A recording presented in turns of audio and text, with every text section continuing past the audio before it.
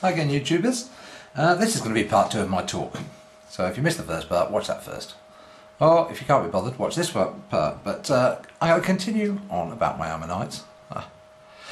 And I'm going to start with showing you this tiny little, rather pathetic little ammonite. Pathetic, isn't it? But, yeah, I'm back. Why is that important? Well, I said to my 11-year-old neighbour, who's got a bit of an interest in fossils, I said, go and have a look in your gravel. Go and see what you can find. You'll find fossils all over the place, no matter where you look. And she came back with that tiny little piece. And that's fabulous, isn't it? Now, possibly Jurassic. I don't know which species. I haven't identified it. But one day I probably will. And so look anywhere. That gravel probably came from somewhere in a quarry in Middle England. It's unlikely to have come from any of the coastal areas. But just proving how long ago these things did live. Anyway, let's carry on and have a quick look at some other bits. Let me show you first. Let's have a look at this. I love this piece as well because this is a matrix of these small ammonites, let's face it, but beautifully preserved. And the reason they're so well preserved, and even though they're very small, it's Garantiana. They come from France, they're Jurassic again, and the reason these are so well preserved is actually these most ammonites are fossilised in carbonates, whereas these particular ones have been fossilised in silica.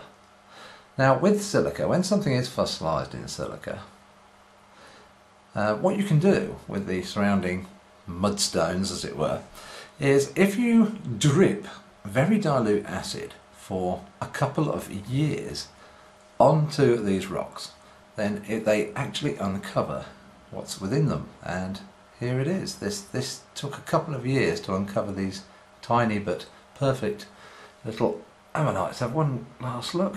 Beautiful. So that's quite important to me, that piece. It might look uninteresting. Look on this side as well, we can sort of what you would have seen more or less as you dug it out. So you can imagine why we had a go at that. Anyway, so let's look at another matrix fossil. Matrix of these ammonites. And this is from Germany. These particular ones, Dactyloceras commune. Holzmaden in Germany they come from. They're around about 170 million years old, and these ammonites are thin ammonite. They didn't grow very thick. Oh, let's try and get it. And these again laid down in this death bed sort of the bottom of the sea. And when I picked this ammonite, there were several different blocks I could have picked. I was lucky enough to be there when they were unpacking the boxes, as it were. And I particularly picked up this one because of I spotted something on it that made it a little bit different. Now, for starters, we find there's not just one species of ammonite there, but there's actually another one. This is a different species, but obviously laid down at the same time. It's obviously living around at the same time as these Dactyloceras, and I'll get round to identifying them eventually. But not just that, I actually noticed that just below it here is something totally different. And this is a very early Jurassic nautilus, not actually an ammonite, or at least an ammonite that's becoming a nautilus or something that's in between. Not very thick.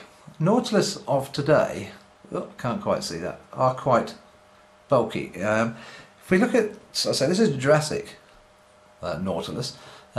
Here I have a nautilus fossil from the Cretaceous, far more like the modern ones we have today, much thicker, and because they live at quite deep depths, so there we have it. And I assume these probably lived at much more shallower depths, if that makes sense. Anyway, so that's Dactyloceras and other little things. Oh, let's show you this. Cleonoceras, Madagascar ammonite, and I believe it, once again, sort of Jurassic period, but I don't actually have anything in front of me telling me what age this one is. So, but I can remember its Clearnoceras. Now, beautiful ammonite, as you can see. What I liked particularly about this one, and there is quite an industry once again in Madagascar, where this comes from.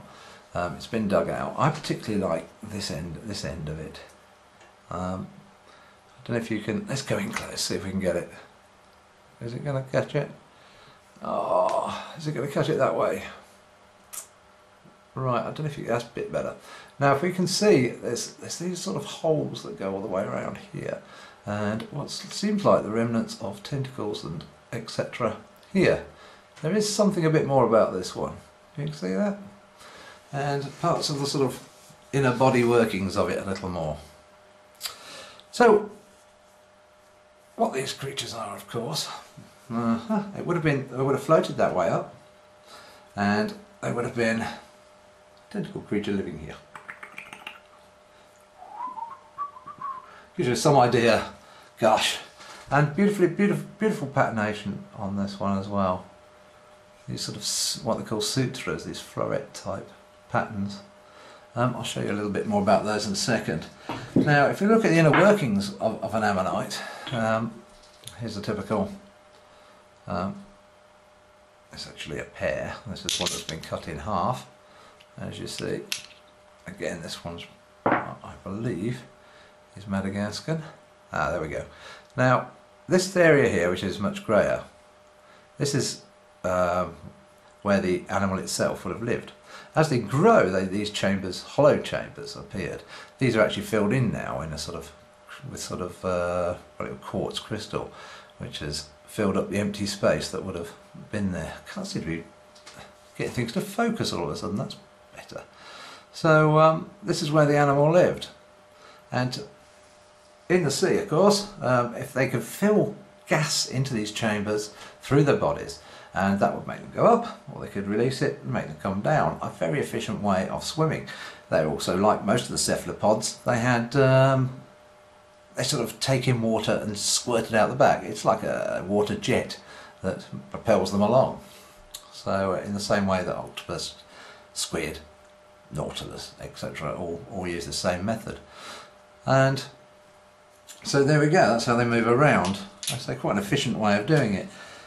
And it seems that with the much thinner ammonites, it's likely that they lived nearer the surface than these much more robust, rounded ammonites like this, which were heavily armoured, probably made swimming a little bit more difficult, but great monsters as it were, but far more difficult to eat, of course. So compromising one for the other, as we see throughout the animal kingdom at all times. Right, I've got to show you this beauty.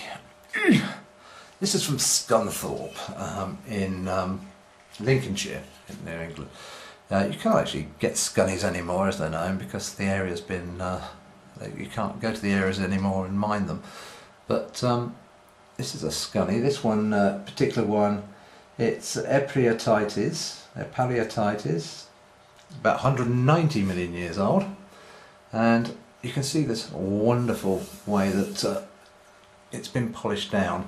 Now, it takes a long time to do this. This particular one was preserved in ironstone, excuse me. It's tea, okay, no beer, not today. I've tried doing this with beer and it was rubbish. So I'm trying again and it's probably still rubbish, but not as bad. Anyway, so if we look right into the centre of this, you can see the original parts of the shell. This is actually what it would look like on the outside. Can you see that right in the centre? Okay, and then as we come out, you start to see it's been polished beyond the shell to the inner parts of the shell, if you like, or to the inner edges of the shell, so that it's brought out this structure of the shell. Obviously it's mineralised since, and as I said, this is ironstone that it's preserved in, so it's very heavy. But it gives you some ideas of what the creatures may have looked like. At least within. So that's a beauty. As I say, I love that. Another little beauty from Nigeria. This is about 90 million years old. It's from the Cretaceous. Beautiful little one. Not very expensive. I picked this up for 12 quid because I've still got the price tag on it. But lovely little ammonite. Beauty. See it there? Well, that's an interesting point actually. They have left and rights to ammonites as well. They always seem to have the seam in the middle. So, left-handed and right-handed. Okay, I've run out of time. Had to edit this bit just to squeeze it down. But take care, peace, and all that. Bye.